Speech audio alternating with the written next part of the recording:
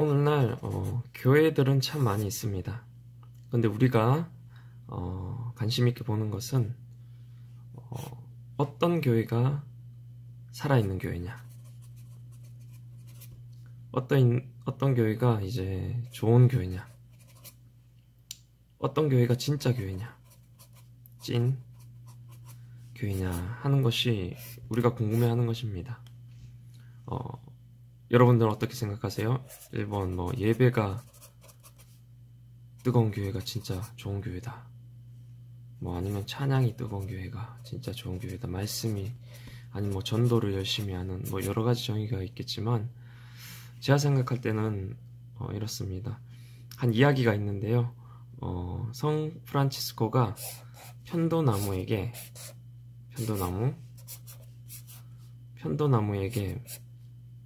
잘 그랬죠? 편도나무에게 이렇게 물었다고요.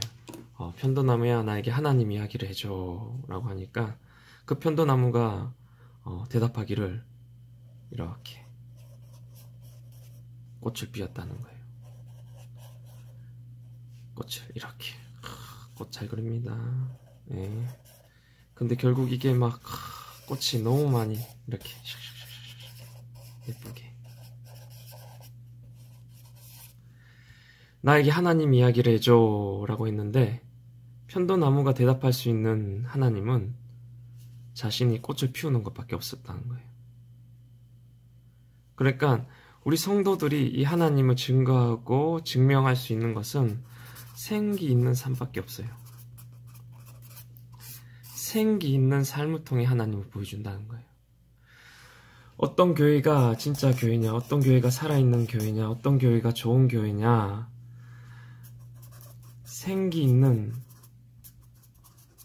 삶을 가진 성도들이 있는 교회예요. 생기 있는 삶을 가진 청년들이 있는 교회예요. 생기 있는 삶을 가진 사람들이 늘어나는 것이 부흥이에요. 생기 있는 삶의 이야기, 아름다운 삶의 이야기가 많은 교회, 그 교회가 진짜 교회이고, 한 명이라도 내 삶에 생기가 넘쳐나고 아름다운 사랑의 이야기들이 늘어나게 되는 것, 그것이 바로 부흥이라는 것입니다. 오늘날 교회는 예수의 이야기는 참 많아요. 예수의 이야기는 많은데 이 예수의 이야기에서 다 끝나버립니다. 예수의 이야기에서 끝나면 안 되고, 예수의 이야기를 들은 사람들의 이야기로 나아가야 된다는 거예요. 예수의 이야기를 들은 나의 이야기로 넘어가야 된다는 것입니다. 이 예수의 이야기가 교회는 너무 많은데 이것만 있으면 안 되고, 예수의 이야기를 들은 사람들의 이야기까지 나아가야 된다는 거예요. 이 예수의 이야기를 들은 사람들의 이야기가 교회를 살아나게 합니다. 이 이야기를 가진 성도들이 있는 교회가 좋은 교회예요. 이런 이야기들이 늘어날 때 청년부가 살아나고 교회가 살아나고 이들이 교회를 살리게 된다는 말씀입니다. 저는 이 예수의 이야기만 있고 예수의 이야기를 들은 사람들의 이야기는 없는 교회가 너무 싫었습니다. 아니, 저를 봐도 제 안에 이 예수의 이야기는 많은데 모태신앙으로 지금까지 신앙생활을 해왔지만 변화되지 않는 저 자신, 예수의 이야기만 저도 떠들고 있는 거예요. 그런데 예수의 이야기를 들은 나의 이야기가 없는 저 자신이 너무나 싫었습니다. 그래서 생각했어요.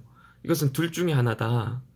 복음이 가짜거나 아니면 내가 잘못 믿었거나, 복음에 나를 변화시킬 능력이 없거나 아니면 내가 잘못 믿고 있었던 거구나. 여러분 한번 생각해 보세요. 오늘 교회에 예배가 부족한 게 아닙니다. 예수의 이야기가 부족한 게 아닙니다. 찬양이 부족한 게 아닙니다. 그런데 오늘날 교회는 세상으로부터 비판받고 있고 세상을 전혀 변화시키지 못하고 있고 편의점 숫자보다도 많은 교회가 있지만 세상에 전혀 영향력을 끼치지 못한, 그것이 어떻게 복음이냐는 것입니다. 그래서 저는 2년간 교회를 떠나서 또 교회를 무수히 비판하면서, 또 반면에 진짜 교회가 뭘까, 라는 것을 고민하기 위해 교회를 떠나 대리기사도 하고 또 직장 생활도 하고 또 가구 공장에 들어가서 목수 그런 일들을 노가다 일을 배우면서 그렇게 살았습니다. 그러면 우리는 어떻게 해야지 이 예수의 이야기에서 예수의 이야기를 들은 사람들의 이야기까지 나아갈 수 있고 어떻게 해야지 생기 있는 삶의 이야기를 가진 교회가 될 수 있을까요? 그것은 이제 다음 시간을 통해서 앞으로 계속해서 함께 나눠보고자 합니다.